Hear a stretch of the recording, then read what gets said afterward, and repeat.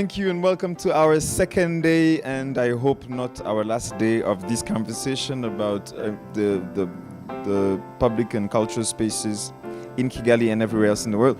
Today I am going to be working with Mr. Berend over here. For the moderation, we're going to have an illustration of the historic urban landscape of Zanzibar at some point. And the speakers will be shown to you shortly. For the sake of time, I'm going to ask to start right away. Would I have Thomas Berland, professor of School of School of Architecture in the University of Cape Town? Sorry, please help me welcome. If there's anything you need, I'll be right there. Good morning, and thank you for the introduction. So it's a great pleasure to be here and to be back in Kigali, where in many ways a lot of the work that I've been able to carry out over the last decade or so has been made possible. So I was reminded the other night landing in Rwanda of the first night ever I landed, which was in September 2010. And which was really the beginning of a journey of discovery. And I'm an architect. I'm a professor of architecture. I currently work at the University of Cape Town.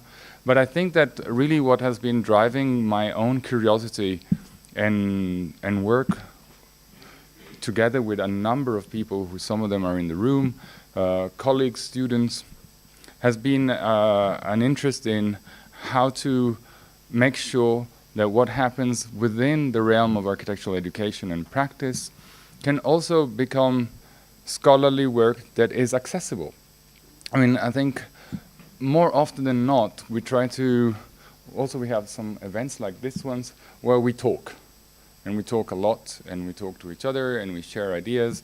But where does that talk, where does that conversation become sedimented? Where does it stay? Where does it then become accessible, other than in videos, like they're taking a shoot of us, but like how does it become scholarly work? And I think that one of the elements I want to discuss, and I know I have a very short limited period of time this morning, is since the idea is that I'm going to present a book that I co-authored about Kigali and was published last year, is where is that information accessible? How to make it accessible? And is it true that there wasn't any such information? And so the discovery process that we tried with colleagues and at the fledgling School of Architecture, which started in Kigali in only 2009, for those who don't know, was an idea of mapping. And I know Berend is going to talk about mapping again. And it seems like this trope that architects go and planners go and they map. They put dots on a piece of paper and they say, oh, we found something. So, but obviously the idea of the map is not the map in and of itself, but I think it's the collection of the maps that starts becoming interesting, and the interpretation of the collection of the maps. And so even Leslie yesterday when she was presenting, at some point you could see the word atlas surfacing, right? Because the atlas is then a device, a tool, which comprises the maps and allows and offers some form of interpretation. And I think it's particularly fitting to then remember that in 1981, an atlas of Rwanda was produced. Although this is not widely accessible, it is at the library in Butare at the university, it is at the library at Harvard, it's in a few other places. But there is an atlas as a starting point for investigation. And the question is, how do we make that atlas accessible, and how do we not ignore the fact that that scientific and scholarly research existed? And it was authored by a French geographer, Pierre Sauvin, who went on to write another fundamental piece of work, which was the Sous-urbanisation et la visualisation des villes au Rwanda au Burundi, 1983, which was his doctoral dissertation in Bordeaux, which really benefited from an extended time that he spent between Bujumbura and Kigali. And I think that this issue of the maps, and this, for instance, is a map from a play from his Atlas du Rwanda, 1981, so it's now over 30 years old. But it has not been done again, somehow. right? So the idea of the mapping that starts happening today in terms of national plans, plans for development, strategic plans, almost suggests that what was done in the 70s, in the 80s, is not accessible, is not a starting point. We need to start from scratch. And so, interestingly enough, in this country specifically, Swedish aid provided help to do a survey. Swedish survey was in the country between 2006 and 2009 to effectively do a new aerial mapping and photography of the country, which was then the starting point of the new National Land Use Master Plan. But it almost like, and obviously there are historical and political reasons behind the fact that what happened and happens here tends to not really refer to what was done prior to 94, and there are, as I said, good historical reasons for that. But I think it was interesting as a personal trajectory, as a scholar, as an urban scholar and an architect, to instead go to libraries and go to archives and push doors open to try and say, where is this material? And so finding work such as this, which was a dissertation by a Rwandan student written in Ruhengeri, now Musanze, in 1986, on Kigali, ville et capitale coloniale, which again sort of puts really at the center the three structural elements of Nyarugenge, the plateau where we are today. And I think, you know, some of the work that is going to be presented later deals with the notion of where is the fort, the Boma, in relationship to other, which has then become the prison. And so the maps from Pierre Sylvain, the maps which are only found at Cornell in the United States, of, you know, a map of Kigali 1968. This picture, which is also in the program, source unknown because you have to Google it, suggests that there is a history. There is an urban history about Kigali, and that is urban history is not widely accessible. And so I think the idea was how to use the time that I was spending here developing curriculum, working with students, teaching classing on human settlements, running international workshops, to advance that project of knowledge so that it would be located here more than anywhere else. Because I obviously had the opportunity to go other places, to go to Brussels, the United States, and access some of these documents, but how to make sure that what was here was accessible here, which I think brings up another series of problems I'll speak in a moment about. But so the Schéma Directeur of 1981, this fantastic map that Pierre Sylvain draws about how the banana plantations in Kigali keeps becoming smaller as urbanization and anthropization increases, that sort of really suggests this picture of a green, so to speak, city, that then is captured in a completely different way, obviously, through the work that OZ architects do in their Kigali Concept Master Plan of 2006-2007. And the vision for something green, topographic, endemic landscape is then carried then forward by Subhana, who become the Singapore-based consultants for the master plan, as Kigali, the green financial hub of Central Africa.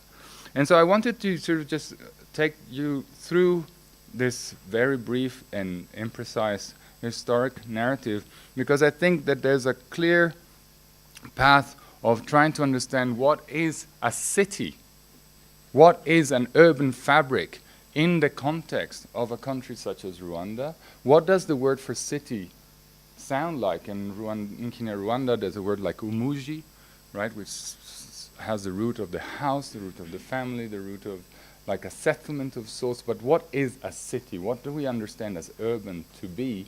And how do we understand the urban-rural divide in a context such as a topographical one, as the Rwandese is, and in its transformation, right? And so I really wanted to juxtapose the image, you know, from Surbana to the logo of the conference, because obviously they speak to the same aesthetics, to which the book, which I'm going to now spend 5 minutes talking about, which I have a copy here and you can flip through it, which is titled Interpreting Kigali, Rwanda Architectural Inquiries in Prospects for a Developing African City, tries to address in its own imperfections. First thing is the book was published last year. I co-authored it with a colleague from the United States, Corey Smith. But it's really based on work that was carried out between 2010 and 2012. So it has taken a lot of time to bring it out. The second is any form of written capture of thought is also, becomes old at the moment that it goes into press. So it's not that the book claims any particular novelty in its content, but what it wants to suggest is that it is possible and to use a student-based design approach to inquiry, because a lot of the content that then was interpreted and that generated the interest for the book was done through international workshops carried with students from the University of Rwanda and schools abroad, namely the School of Architecture in Venice, University of Arkansas, and Cornell University. And so that this intercultural and international collaboration process around notions of how to discover, how to map, how to classify, how to experiment, was really fruitful in generating data that then could offer some ideas both in terms of the pedagogical approach. I mean, what does it mean to develop a curriculum of School of Architecture here, and what are the topics that then one would deal with? And second, in terms of a larger scope and platform of work and research, what does it mean to allow literature to happen in a scholarly production that contributes to the knowledge about African cities? And so what the chapters of the book are then structured around 4 or 5 main themes, from neighborhood to settlement to rural areas to territory to family and society. And it ends with a glossary where we try to really offer some translations of Kenya Rwanda words into English, because again, and I think this really goes back to, and Leslie speaks much better than I do, obviously, about it, but the notion of both culture and language. And so how the exercise in translation, which is the physical design-based craft manifestation of ideas that are captured through talking, engaging, looking, observing, and then sedimenting them into physical form and practice. And so how that translation and interpretation needs to straddle cultures and societies, right? Because also this idea that culture or society is one, or there's a multiplicity of them, but again, which multiplicities, which communities, which stakeholders, in what sense are they defined, what is their territory, becomes really important. And so the maps and the sketches that accompany the text try to build this incremental sort of like approach that is a process of discovery and a process also of projection. And so I think I'm really, one of the things that I value the most about this entire experience is that we are really able also to give back a sense of the experimentation that we are carrying forward with Rwandan students. And top right is a thesis project by Bosco, who was a student of mine for 3 years in a row until his graduation, that I think really speak about the development of an educational project, right? And so how exposing students to other international partners, providing a framework, however rigid and limited that might have been, of inquiry, had some benefit. And so particularly the notion of territory, from the understanding of the delicate balance, ecosystemic balance between the hills and the wetlands, the fact that the hill as a construct is both a physical but a social construct, and the notion of heritage. And bottom left is another thesis project that I supervised by Jacques Mourama, who I think is now the head of department here, of a memorial on the shores of the Nyabarongo River, and another one by Richard Mfidzi, who tried to reinterpret the Urugo as the traditional compound and provide new architectural experiences of it. Really stands the comparison to much more potentially elaborate or flashy developments such as this Japanese student of mine at Cornell. And so I think that what I want to try and really sum together, because it's hard to speak about a book which exists as a book and you don't want me to read excerpts from the book. It's boring as it happens. And I'm not making a pitch for it either, is how does then knowledge that is produced here deserve the platform, the international platform, because it carries elements of novelty, it carries elements of inquiry that otherwise are invisible.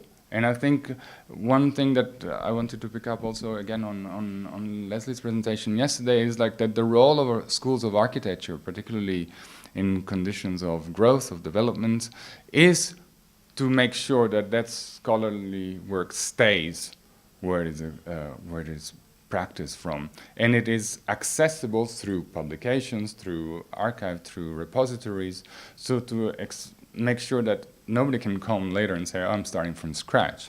And in a sense, even though every form of inquiry is a start from scratch, I think the ambition of the book per se was to redress some of that. Obviously, there are some also structural limitations. First, the book is published in the United States.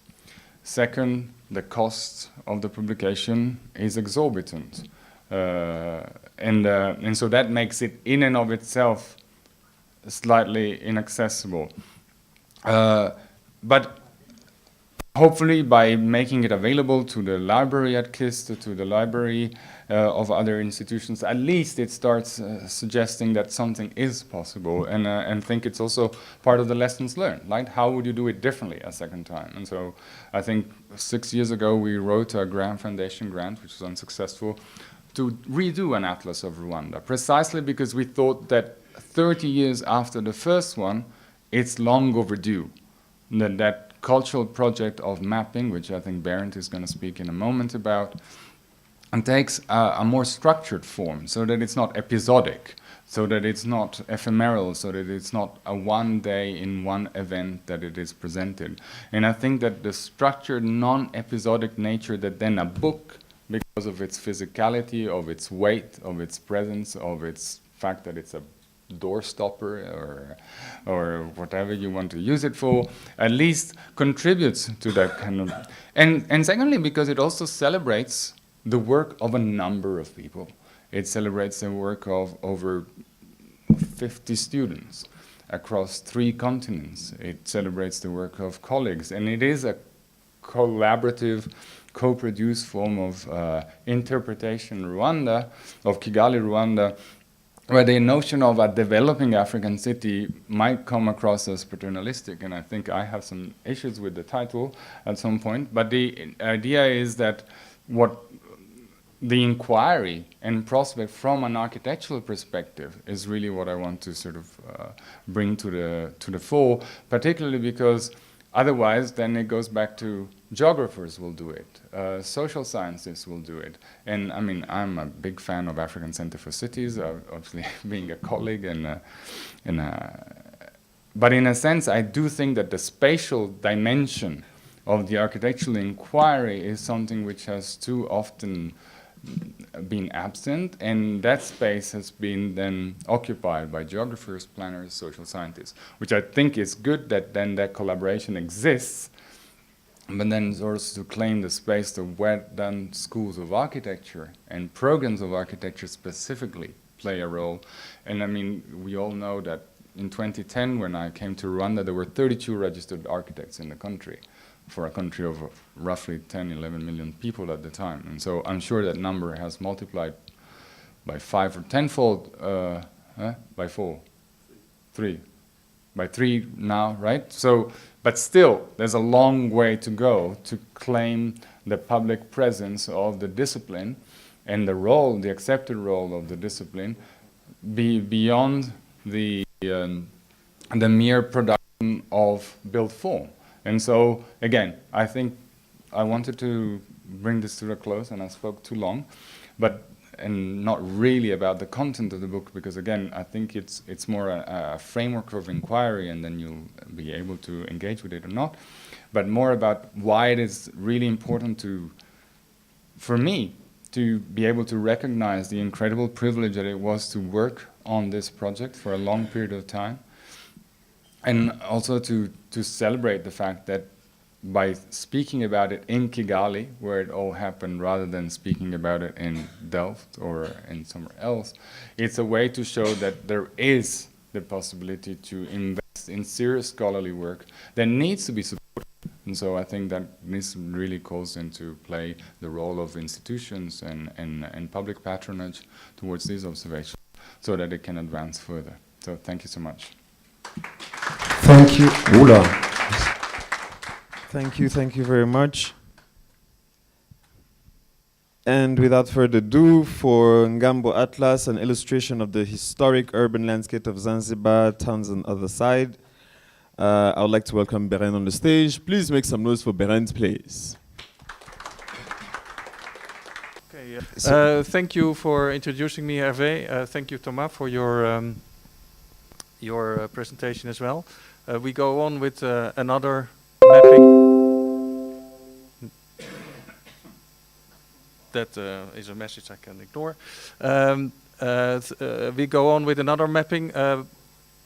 This is the atlas, a bit bigger than it is in reality, but it's still quite big. Here it is. If you want to have a look, Karibu, welcome. I will not talk too much about it, but I will briefly introduce it. Okay. Unfortunately, our ally in this project, Mohamed Juma, isn't here today. He was supposed to be here, but at this moment, he was summoned to go to the president in Zanzibar. He has a meeting right now. What do you do if a president in Africa calls you? Well, you have to go on the plane to Zanzibar.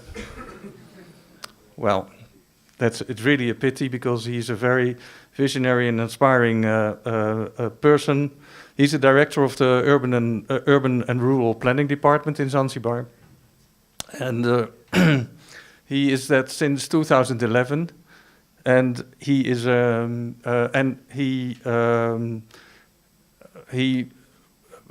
promotes it in his this Department of Urban and Rural Planning was then also introduced, and he really works hard on promoting the role of heritage in development, and gives it an important role in in the spatial planning of Zanzibar. And this is the National Spatial Development Strategy that has been developed since then, and this forms the, let's say, the path for all the policy documents that are following. This is Zanzibar town, actually a part of it, but for this presentation the most relevant part. This all is sea. I think you know images of Zanzibar. It's a beautiful island with a beautiful sea around it. This part is Stone Town. It's a kind of a triangle, and this used to be a lagoon, and the city, of course, expanded like every other city in the world, but also in Africa, quite hard in the recent years, very far to this side. Actually, I think we are somewhere there. And while Zanzibar is kind of sea-locked on one side, of course it just grows that way. So this is the city center this used to be always the city center, and of course it's shifting with it. So in the new master plan, Lambo becomes the new city center, and that is this area. The colors that you see, this is the World Heritage Site, because Stone Town is a UNESCO World Heritage Site. This part is the buffer zone, but this area forms kind of an entity. So we looked at this area because this area is also dedicated as the new city center. This is the heart of it, you can say. You see the avenues which were introduced by Karume in the 60s and 70s. So this is today, or actually, of course, a few years ago. Was the typical build-up for a long time, and then this crucifixion, as some people call it, happened, and that made a strong imprint of the area, of course. While the development is going on, and the pressure on the land grows, you see spontaneous developments like this. So plots are being demolished and people go up. And this is in an uncontrolled way. On the one hand, it's good and it's interesting that people apparently start investing in it, and it also certainly brings development. But of course, the planning department wants to have more grip on this. And people are pushed out of their houses. And this is something that the planning department was concerned about. Here you see, well, this pressure goes also at a cost. This is an area with a large history, because this is Stone Town, this is in the 19th century, and this is Nambo in that time, and yeah, some settlements there as well, and this land also was developed in a certain way. So basically, this area is nearly as old as Stone Town, and it's certainly as rich, and maybe even richer than that, in terms of culture. Zanzibar was a contemporary, was a how do you say, cosmopolitan city in that time, in the 19th century. It was really a center for the Indian Ocean, but also from other parts of the world. There were representatives and people living in Stone Town, in Zanzibar. So it is a very interesting, kaleidoscopic, social environment, and it was flourishing. This has been subject to study by, among others, Laura Fair and Garth Myers, which shows that it is really an interesting mix of cultures and mix of a social construct. What Mohammed wanted to do is to look at that area and make sure that in the development, in the progress, the people who are living there and the cultures that were somehow found there are still keep them in place, or at least respect them in the development. So he, with his UNESCO background, proposed the holistic land, the urban land, the UNESCO. I forgot the word. Historic urban landscape approach. So this is an approach which is holistic. It's an integration of goals of urban heritage conservation and the social and economic development. So the social, cultural, and economic assets of the development of cities. The urban heritage is a social and cultural economic asset of development of cities. That's in short the historic urban landscape approach. We started with a collaboration since Amsterdam. This project started in a sort of informal meeting between the cities of Amsterdam and Zanzibar, both being cities with historic with World Heritage sites, and together. And Amsterdam is seen as a city where this whole approach, kind of whole as this historic urban landscape approach, is naturally there. The collaboration started, and the search of how you could do this was started. This was an intensive, so it became a project, and in a period of a year, with a lot of mapping, there we go again, we tried first to map the physical part, so the buildings, etc., and also the cultural part.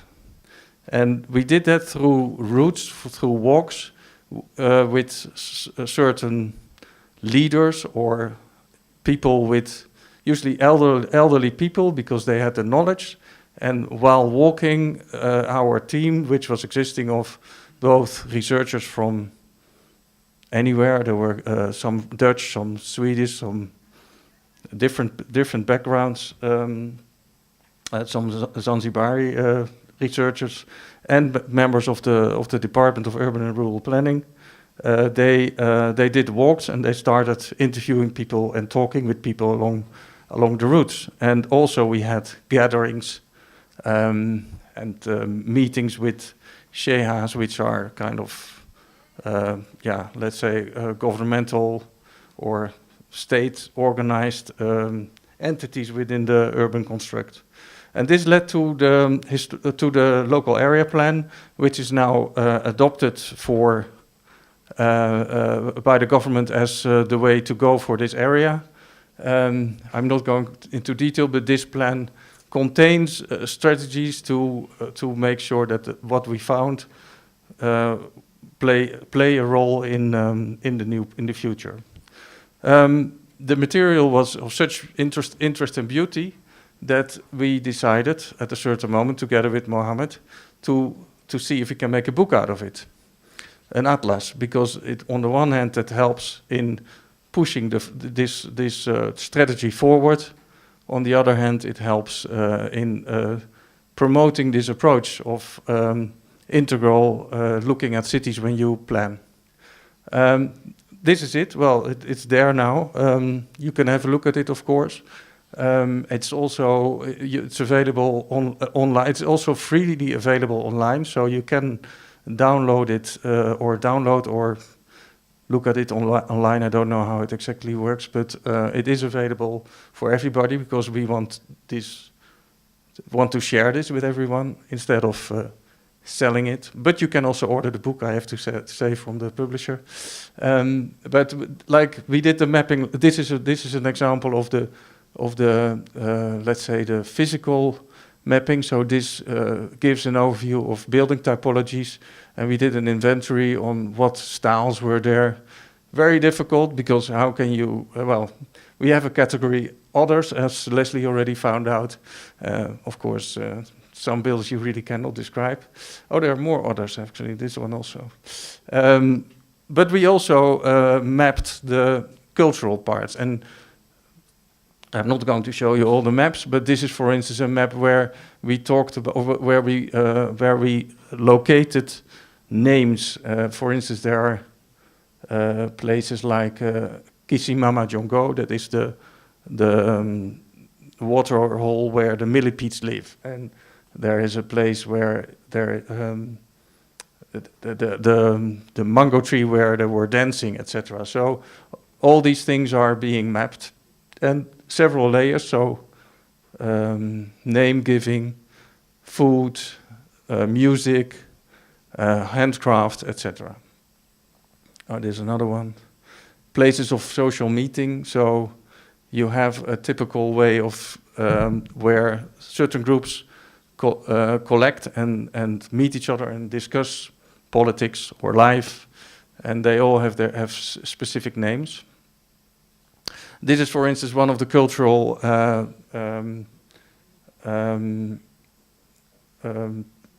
cultural assets in the area. This is, of course, in the past.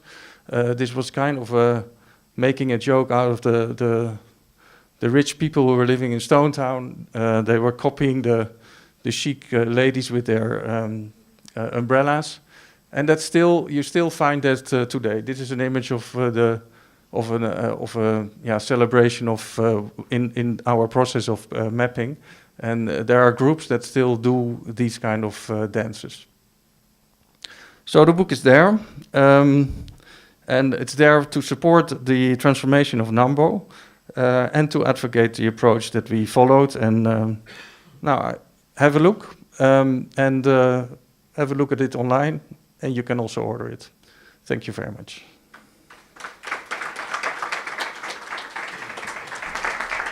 Thank you, Ula.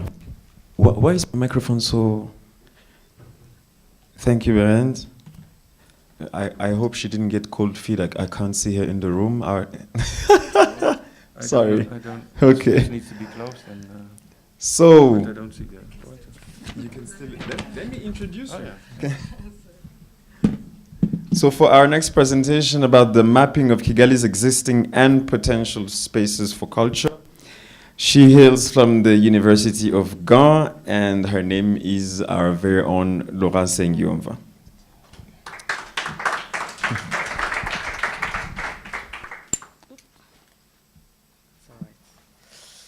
Hello everyone, my name is Laura Sengiumva, and together with Dorcy and Berend, we started actually really dreaming, so that's where the dream begins actually. So it's very factual, but yeah, you can see it as an exploration and a look for the ideal space for the new cultural center.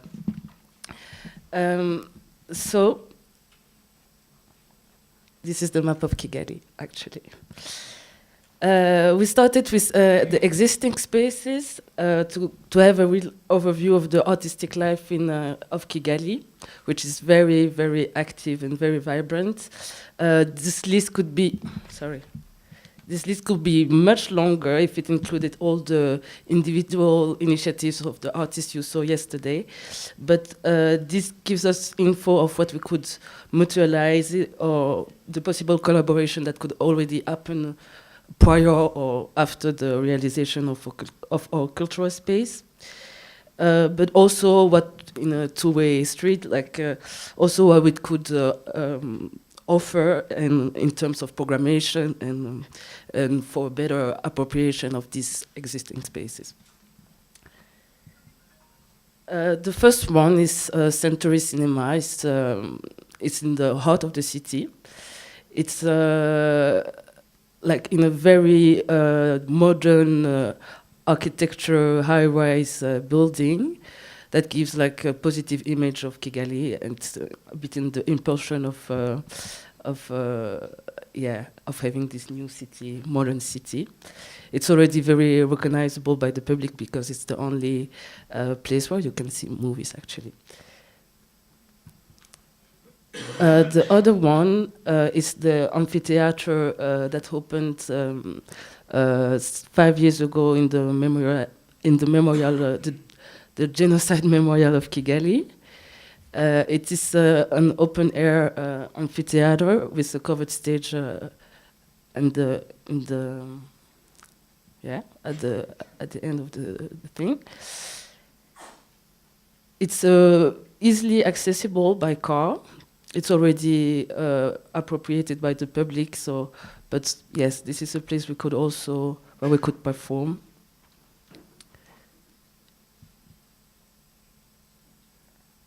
This is another image. So you can see the architecture also is very like in a contemporary language also, which gives also more essence to what we want to do.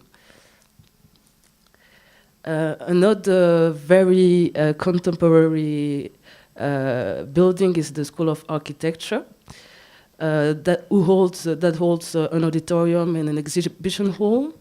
This is the auditorium and the exhibition hall. That's the place that we already started investing last night, actually, for an exhibition.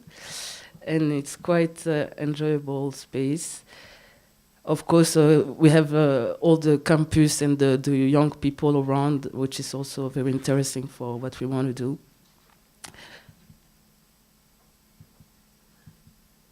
So this is the building for the ones who don't know it yet. It's I don't know if Joe is here, but he was telling me it looks like a volcano. Yeah, so it's very inspired by Rwandan architecture.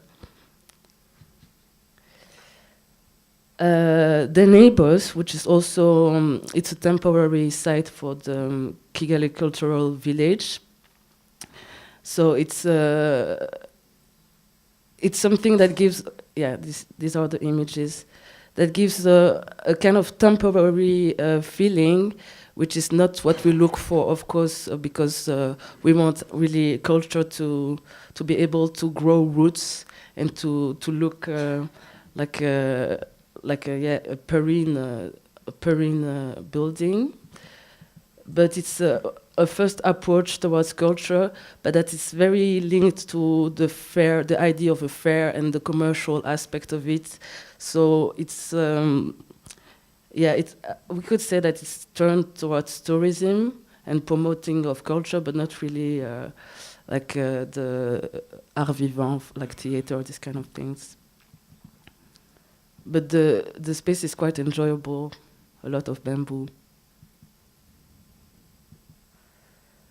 In the same style, you have the expo ground that are now moving to another place, so the site is vacant, soon to be vacant. It's also made of tents, and also the same problem of the idea of culture, like craft, an idea of culture too close to craft and commercial.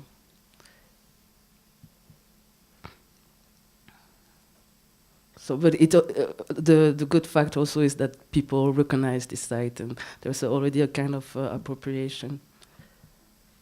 And then you have also the Kigali Public Library, which is a very beautiful building, brand new, only 4 years old.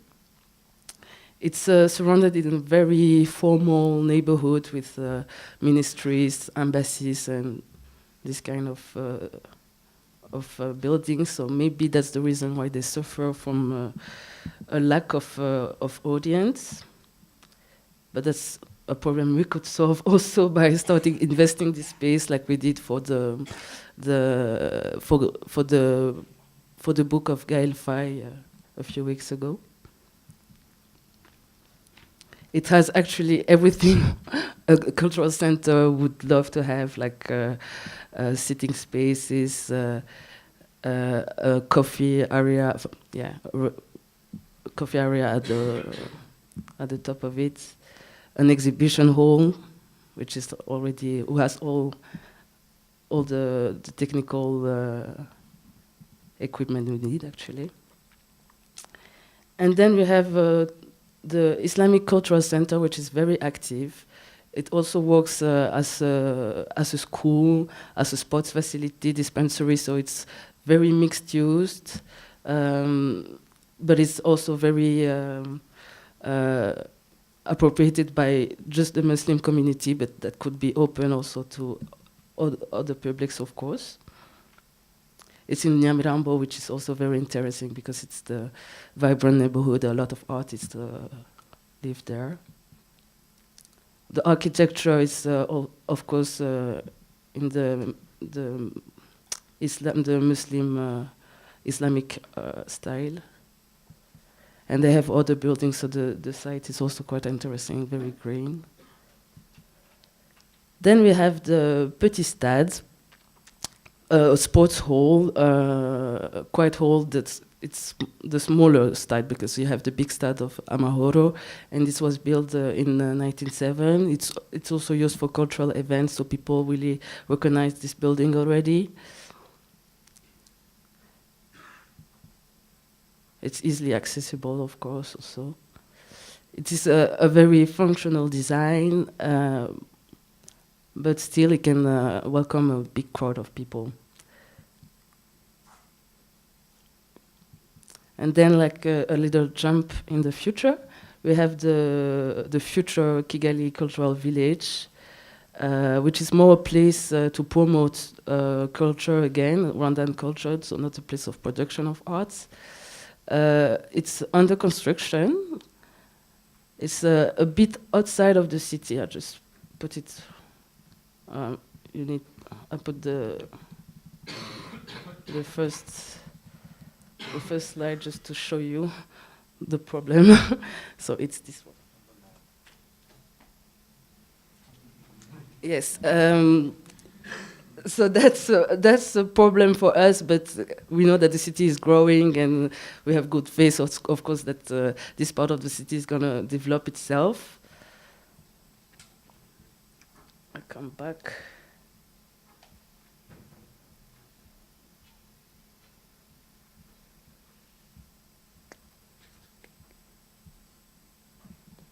So this is the site right now, so there's nothing for the moment. It's more like if we have collaborations, it could be in the future, but here it is. So it's really contemporary language, of course, inspired by Rwandan architecture. They have, I think, a special attention for ecology also, which is also the kind of the spirit that we want to keep also. And then you have all, of course, this is like a beginning of a list, all the initiatives of people like Ishio Art Center, Inema Art Center, Mashirika, and Scratch Academy. The list is very long. Kigali Film and Television School, Rwanda Arts Initiative, and all these places are more places of production and very close to the audience and that we aim. It covers like a lot of disciplines, like music, performing arts, film, Rwanda Arts Initiative, or art initiator, of course, of today. In a summary, this is a little bit all by discipline, what's covered with the place listed. We can already see that the dance discipline has really a lack of facility. Performing arts also. And then what interests us the most is these are the transformable spaces. Yes, if we want to work in a spirit of reuse and appropriation, then this is where to look for. We have the Kigali Central Prison, which is very central, of course. It's bordering the city center. It has a very colonial imprint that we think only culture can address. Only culture and art could sanitize this traumatic history. It's owned by the state, so it's listed as heritage on the master plan. So it's something also that needs to be addressed in the program at the end, but that it's not paradoxal with what we want to do. The buildings have various qualities, from very bad to quite usable already. Another one that has also a very colonial input is the former École Belge, the site they used before moving outside of the city center.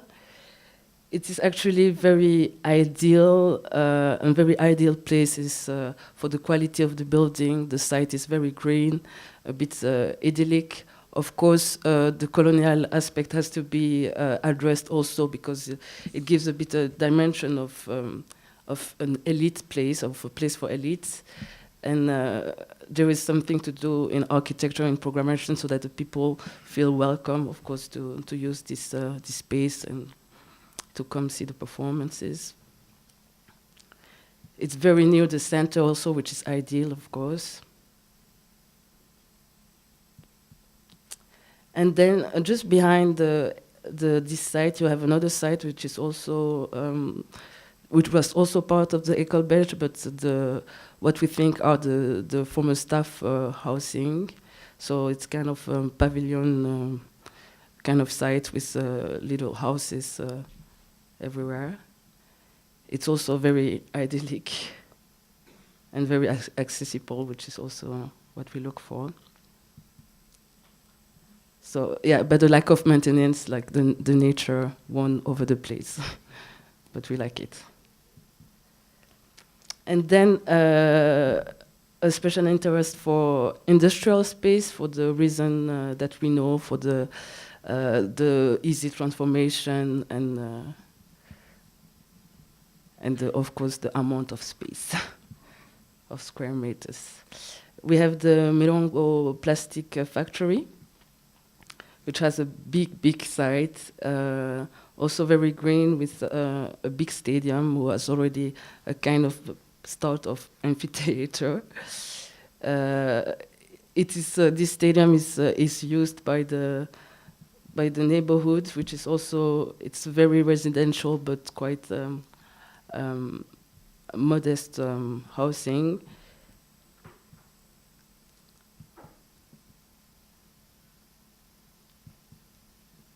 Then we have the Kovi Bar in Kichukiro. That's where we used to make the urguagua, so maybe there is an identity aspect of in it, so we don't know. It's a bit further from the city center, but also easily accessible by car. It has also, it's quite interesting also the neighborhood that's bordering this area, because it's very, very dense, and a lot of people could use this place and appropriate this place. It is currently managed by the district, so maybe there is also something to do to negotiate there. And it includes actually 4 warehouses, very big, and some administration blocks, so actually it could be usable very, very fast. And then we come to the empty spaces, so it's a bit plain sea, of course. If we cannot use a transformer space, we can also build something. It's actually what we don't want to do, but like to be realistic, we have to check. The empty spaces we have just next to the architecture school, the campus in Nyamirambo. You have the site of Onatracom, so the former bus company, which is quite big and very well located. We couldn't enter inside, but we know that it's used as a parking for the moment.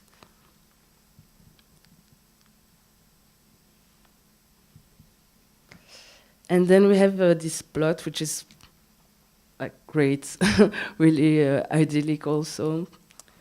Near the convention center, so in front of the green area of the Centenary Park, you have another plot, which is owned by the National Police, and it's huge, actually, very green.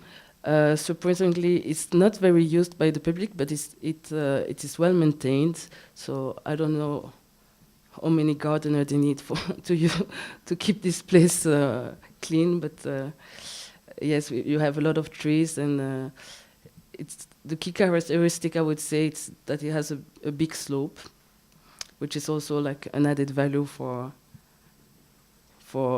architects who like to be challenged, like us. And yes, that's it for the moment. Of course, the list is going to be longer and longer as much as we explore, but that's where the dream starts. So yes, thank you. Thank you.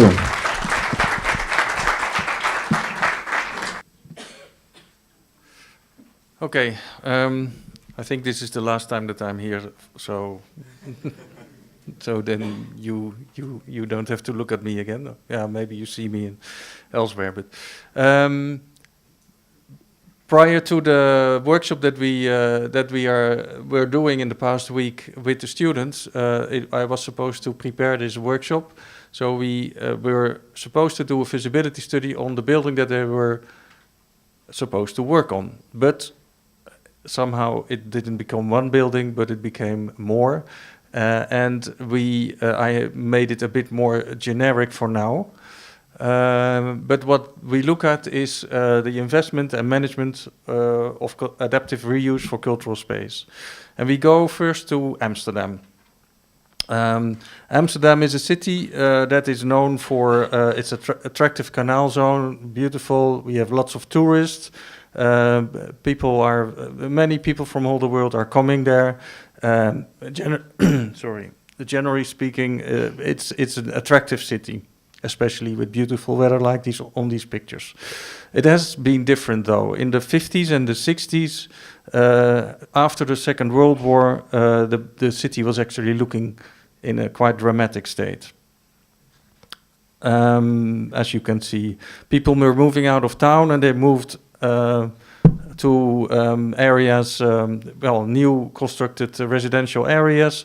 It was the time of the functional city, so residential areas were residential use was combined, commercial use was combined, business use was combined, and the center was supposed to be the central business district. We didn't call it that like that then, but that's how we call it now, at least in the Netherlands.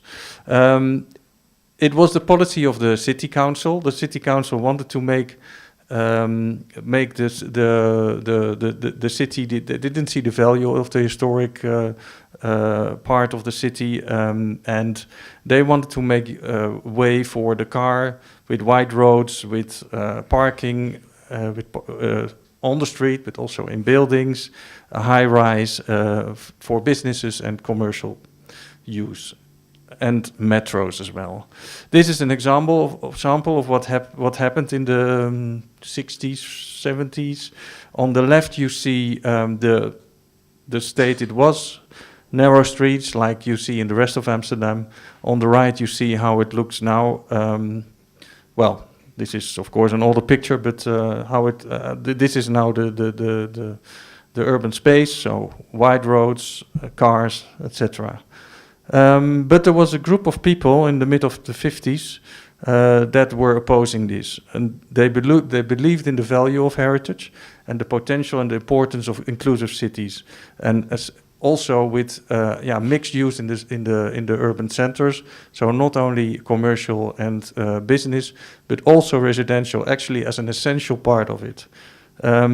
They believed that if you would maintain it like this, the city would thrive much more, and you would be able in an economic way. It was also much better for the city. And these people who believed in this were all people with links to capital. They were bankers or insurance companies, and also visionary minds and historians. They wouldn't win this discussion politically, so they decided to act. And they founded a company called Stadsherstel. This is a hopeless name for people who are not from the Netherlands. Maybe South Africa might be okay, but Stadsherstel literally means city restoration. What they did, they bought... What they did, they bought small buildings, and they started restoring them and renting them out. And with the profit, they started with one building. You don't make profit on one building in this way, but with more buildings you start making profit. When they started making profit, they were not taking a dividend, or the shareholders took a modest dividend only, and the remainder went back into the company to buy new buildings. And in this way, the scale went up. So you see that here they did clusters of 3 buildings. On the left, you see the state before, and on the right after, and the scale became bigger. So here it's a whole block. On the left, an area that was completely, nobody wanted to come there. It was really the reserve of people. Well, it was an unsafe area, and so they invested in it, and they tried to maintain the mix of sometimes social housing, sometimes it was more upmarket, and some commercial use on the ground floor often. And in this way, it really contributed to the development of Amsterdam as an historic urban city. At a certain moment, they also scaled up in terms of in types of buildings. The city center was kind of saved, you could say. It became a process in itself, and they decided to focus on other types of buildings, like, let's say, difficult buildings, buildings which nobody knew how to start with, like churches, defense works, factories, etc. This is a church in a very bad state in the 70s, I believe. The community using it, they couldn't maintain it anymore. They came there only once a week on a Sunday morning. So they approached the company and they suggested them to take the building over and restoring it and make a business model out of it, because that is an important thing that the company did. Each project they did, it was a business model in itself. So they always started to make a calculation on if the restoration or the reuse of a building, I mean, the most important thing is that it is feasible in itself. So it's not that one building covers the cost of the other. No, it is always one business case, and in itself it should work. So they took it on, and this building is now their office. And they use it as an office. And I don't know if you can. Yeah, here you can see it's a bit small, but these are their offices. So it's kind of a square building, and in the around the galleries, they have their offices, and in the center, all kinds of activities take place, like what is this? An exhibition, I think. Some people, weddings. You have funerals. You have music concerts, etc. Some of it is social, and some of it is commercial. And this mix makes it feasible. On the one hand, renting out to themselves as offices, so that's also cost, and on the other hand, a mix of other incomes. They do buildings in different scales, and this is and they also do it in different levels. If you go back to this building, this is still very this is quite thoroughly done as a result, all neatly done according to the, let's say, the regulations around restoration. But this building is a pumping station, and they transformed it as well. It was in a very bad state, and actually people wanted to, or the owner wanted to demolish it, and then a group of people thought it is still a value building. Let's try to keep it, and it's a small scale and low budget project where the creative sector sits down and works, as you can see. I think the initiative also came from there. So the company then links up with those kind of communities, and they work together also in restoring it. But also it is combined with cultural activities like music and so on. And then the nice thing is that it's not so well visible here with the light actually, but there is also still a pumping station machines in it. So, and then they do also larger scale buildings like this one, a large church. It's actually in my neighborhood. It's being restored, and at the moment it is the rehearsal space of one of the two large classical music orchestras for rehearsals. Also, so a large acoustic ceiling to make it work in this huge space. Around the hall where they do the rehearsals, they have offices, and that all together makes up for the feasibility study. And the nice thing also, it's also a social investment, because the musicians teach the children in the area. It's a mixed area with a lot of people from abroad. They teach them, they bring them into contact with classical music, and sometimes they do have rehearsals. And this is my son, by the way. This is the way he learned to play clarinet, and then saxophone, and now it's just now he's a bit difficult. So now he doesn't want to play anymore, but that's what you get. I still love him, but the last building in Amsterdam, a building that I've been involved in myself as an architect also, as a building which was a community center from the 30s. It's government owned. It was costing a lot of money, but it was an interesting setup because it was on the one hand a community center, on the other hand it had quite a good couple of theater facilities. Like this was an area where they had social meeting halls. This was a large theater hall. This is a smaller theater hall. And then on the top, they still had some spaces as well.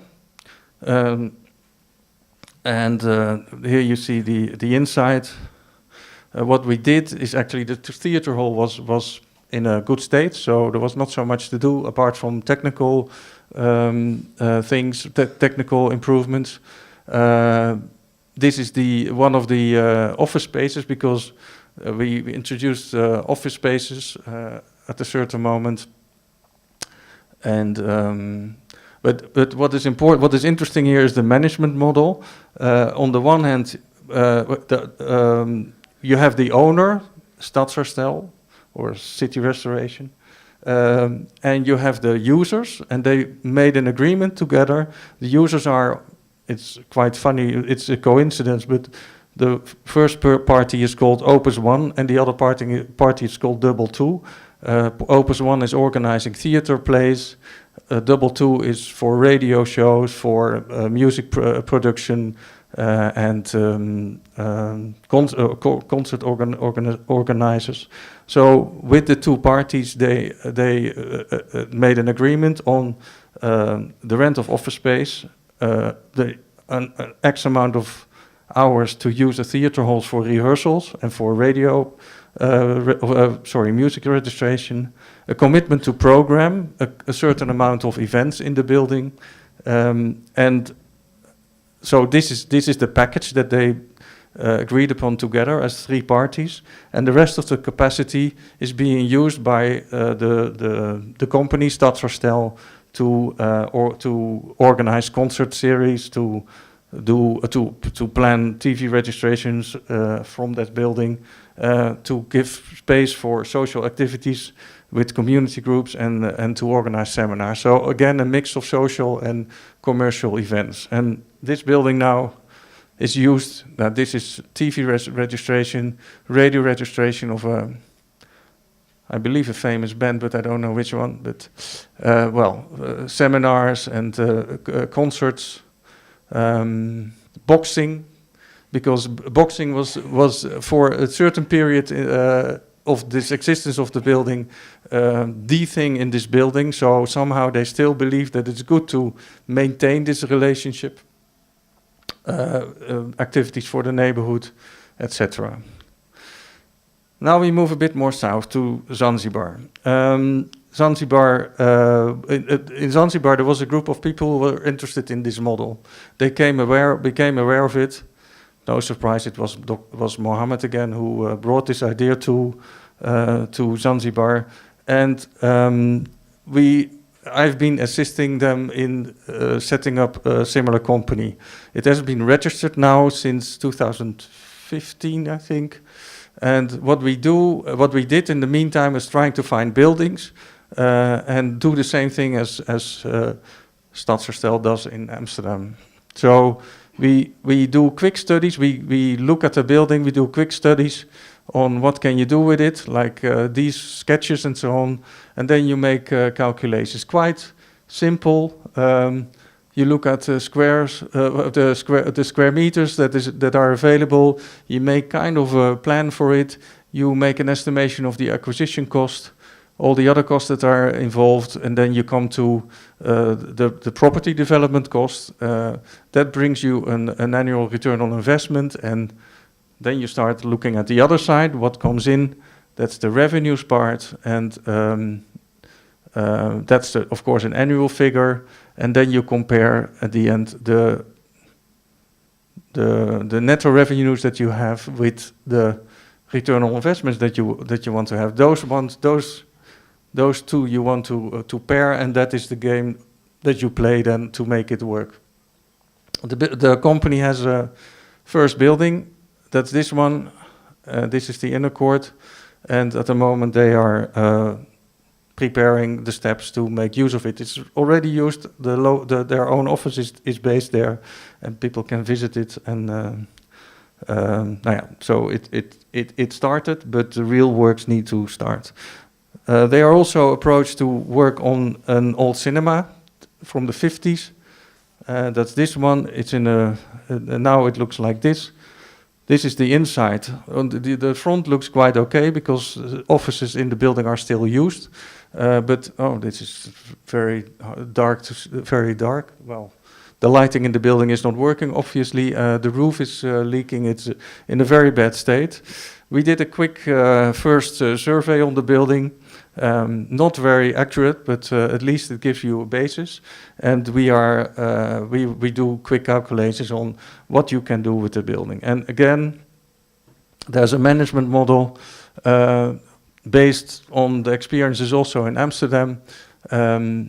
Ownership at the moment is in the hands of the state. This is a proposal, but this is ongoing. What you could imagine is that the state sells the building to Hifadi, the company. Selling can be in money, but it can also be in becoming a shareholder. So then the state becomes shareholder as well. Just like in Amsterdam, by the way, that in the beginning the company was opposing the city.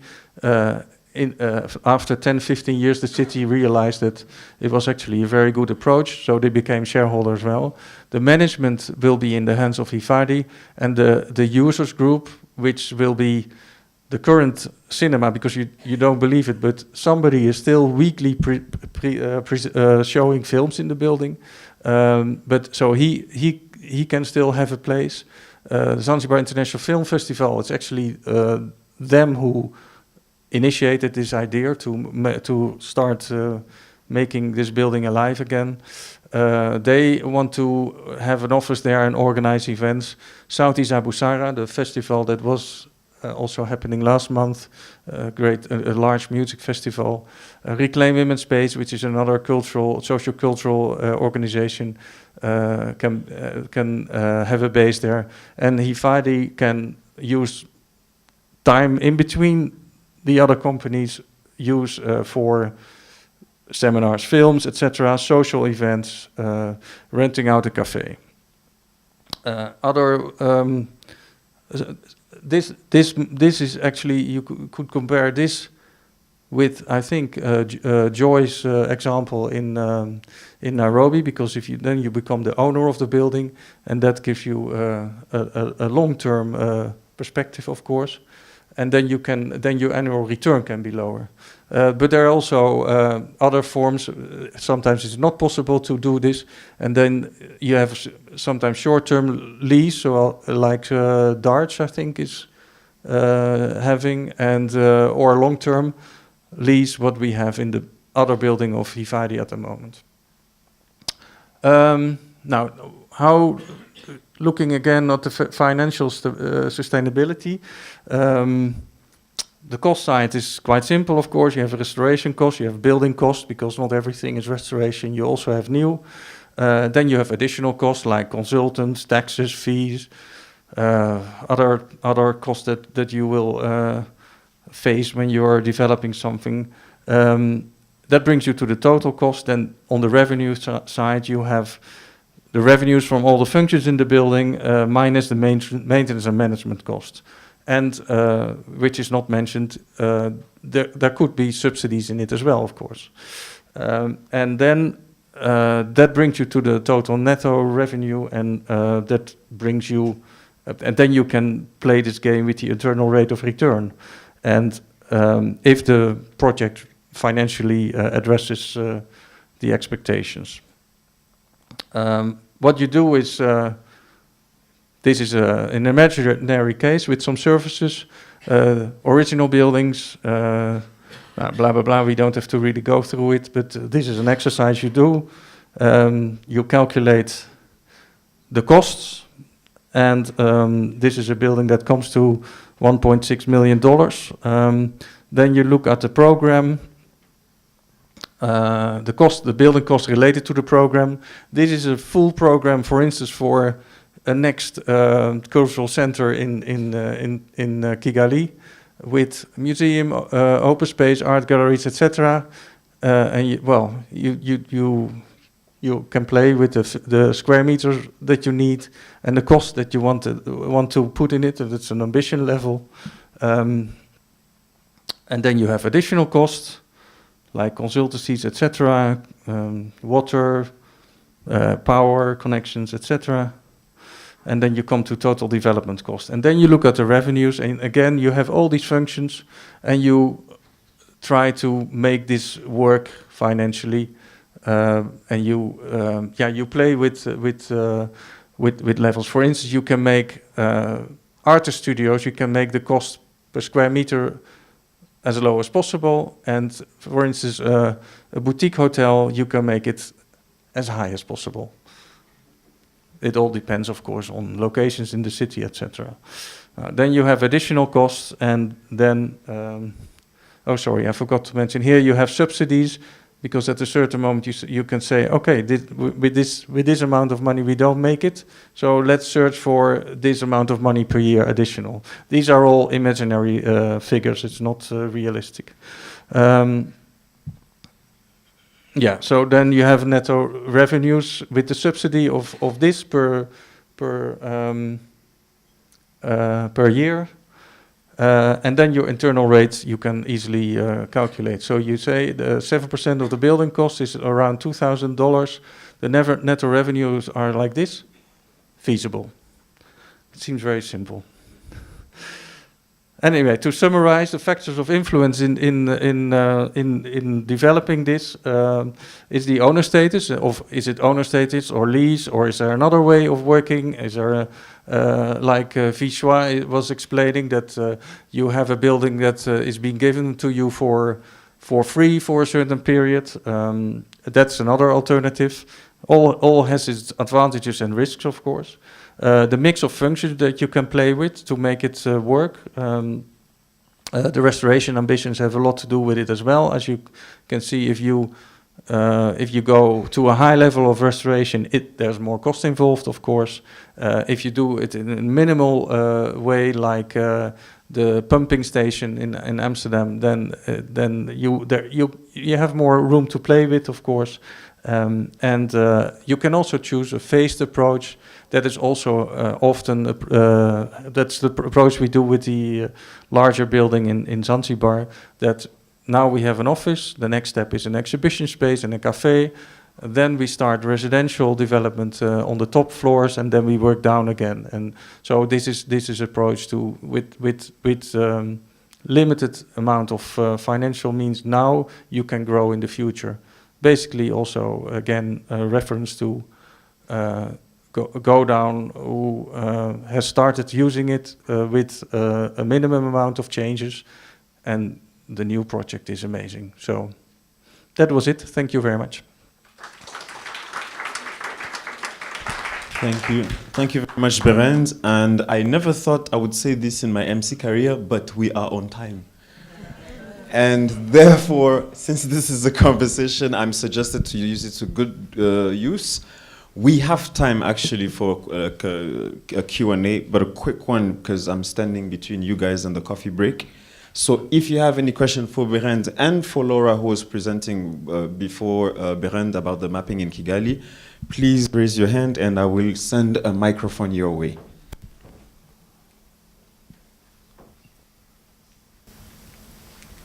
Yeah, being on time doesn't pay.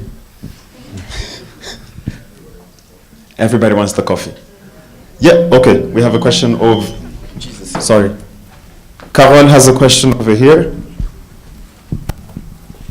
Hello. Yes, good morning.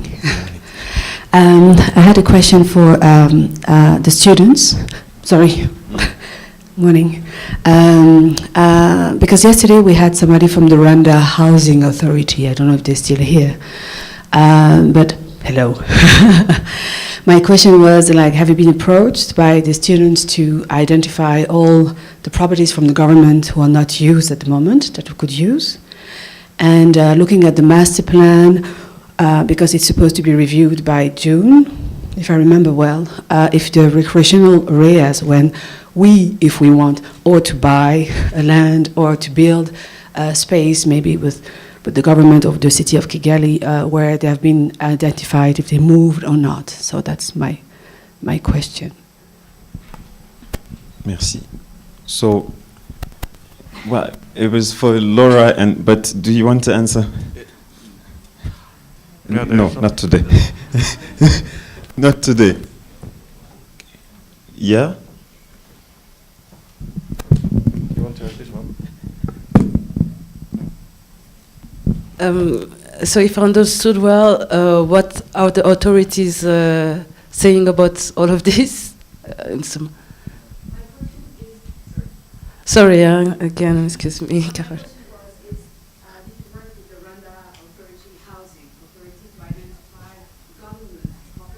Yes.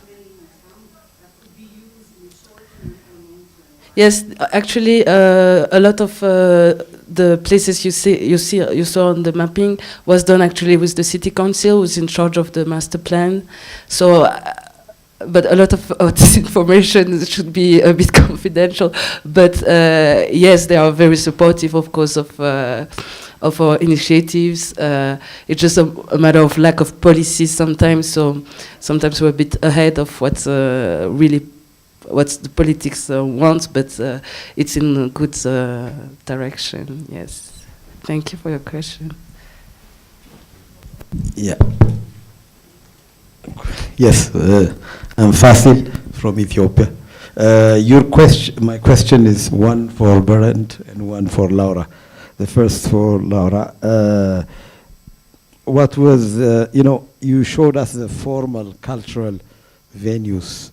Was there any chance to see the kind of quasi-formal or informal, sites? It can be buildings people use alternatively, and also public spaces where also these kind of cultural events take place.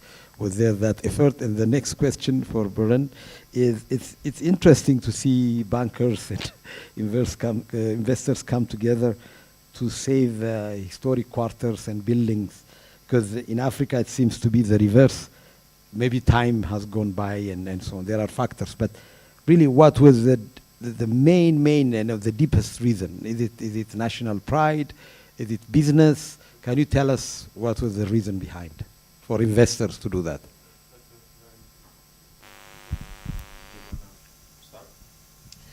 Sorry, I didn't pay attention because I was thinking about my question. So maybe you will have to repeat. Okay. But for your first question, yeah, go ahead. Actually, what we looked at the potential sites, regardless of if it's owned by the state or private, because we really wanted to focus on the potential and then negotiate with the authorities or the owners. But the idea, it was to be like very positive in a way of finding really the ideal spaces and not coming from a lack of means. So that's how we started this mapping, if I answer your question more. The open spaces, actually, what we know from the city council is the focus on the pedestrian area. That's really, some students are covering actually in the next presentation. And I think, yeah, that's where we could really merge our agendas for the moment. Yes. So keeping all options open. Yeah. Yes. It's a very good question. I think I didn't mention why the interest from Zanzibar in this model, and it actually also counts for the mapping that we did. Is it not working or? It is. Okay. I don't know if you know Zanzibar, but Zanzibar is a beautiful island with beautiful beaches, but there are many more places like that in the world. What makes it exceptional is the heritage of there. The Stone Town as an historic center is really fascinating, and this makes Zanzibar stand out from all the other tourism areas that have fantastic beaches. So Zanzibar recognizes on the large scale that tourism is a very important driver for development. It is at the moment still the largest, or for a long time already, the largest income generator on the island. Well, it's not one island; it's a number of islands.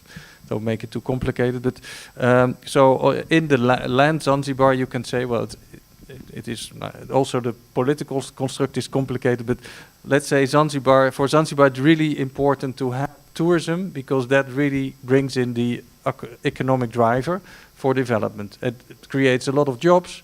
The money that comes in is being used for education, etc., etc. So on the whole, the government recognizes this and sees that this investment is important, and that's why they wanted to keep the culture in the heart of the city, and also the tourism drivers, the tourism sector recognizes this, of course, and they are having their hotels along the coast or in the center or so on, but they see Stone Town disappearing, falling down, because the pictures in Stone Town you can make in Stone Town are fantastic. There was a art film in the art exhibition on Stone Town as well, and you saw, it's really appealing. But if you look at it closely, the buildings are in very bad conditions. With rainy seasons, there's always a couple of buildings going down. And it's not only the loss of the building, of course, but very often there are casualties. So it is also dangerous. The problem with Stone Town is it's split between buildings that are in good state, and they are always in the hand of the tourism sector, or they are in a very bad state, and then they are often in the hands of sometimes private owners, but most of the times the public sector or WACF. WACF is a trust linked to the mosque in Zanzibar, to the mosque, you can say, and they do not have enough capacity to keep the buildings in a good state.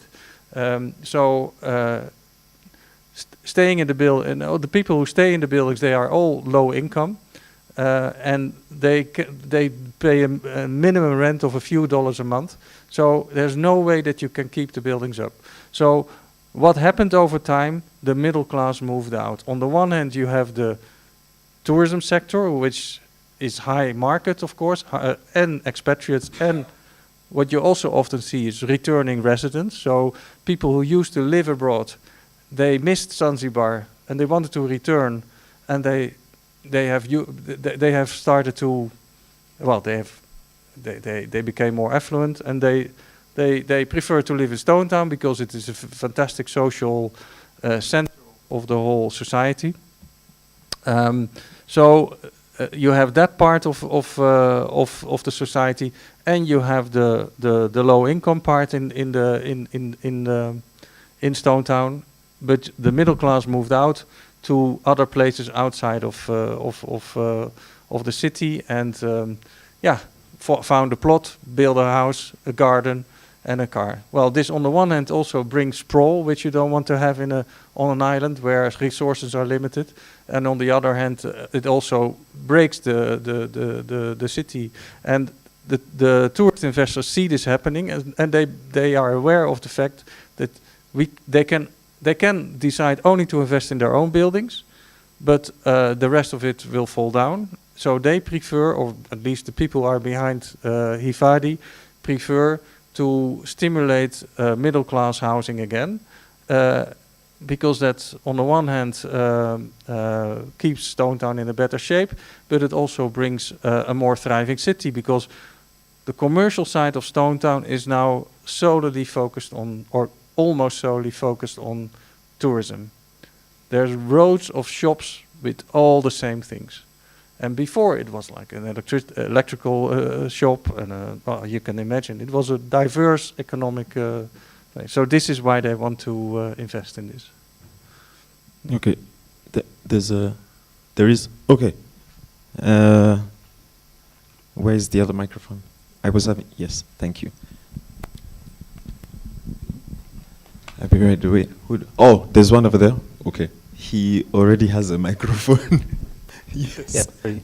But it's good I talk before you so that maybe I can also have a contribution from you. Actually, my question goes to Laura. It's more a suggestion than a question. The Kigali Master Plan indicates currently clearly where you can build which type of building. So it can be interesting, for example, when you see the mapping exercise that you have done, I don't know how far you are, to overlap with the Kigali Master Plan. To see, for example, the proposed site of École Belge is reserved for 8-story building. So it might be difficult to convert it into a cultural area. That's even why École Belge has moved themselves. So it can be interesting if an investor come to see in your mapping that the proposed site actually suits the type of development that one intends to develop in the place. And secondly, the city of Kigali, the Rwanda Housing Authority, the Ministry of Infrastructure are currently reviewing the Kigali Master Plan. So it can be a very good contribution if you can share with them the suitable areas, so the suitable areas where to earmark or to reserve a place for entertainment, leisure, sport, which are closer to maybe residences or schools. Because for the moment, you might see that the park are quite far. The proposed Kigali Cultural Village is a bit in a situation which is not very friendly for transport, for example. I mean, it's difficult to access the place. So now that we are actually reviewing the Kigali Master Plan, your work can be a very good contribution. Actually, thank you for this point, because I can clarify what I said. Because actually the dialogue with the city council has already started, but we suffer also from this lack of policies, because for the moment this École Belge is listed as heritage on the master plan, even in the reviewed master plan, and not as a high building site. So, but of course there is a contradiction with what's happening right now and the real estate pressure on this site, where actually that's what the real estate wants.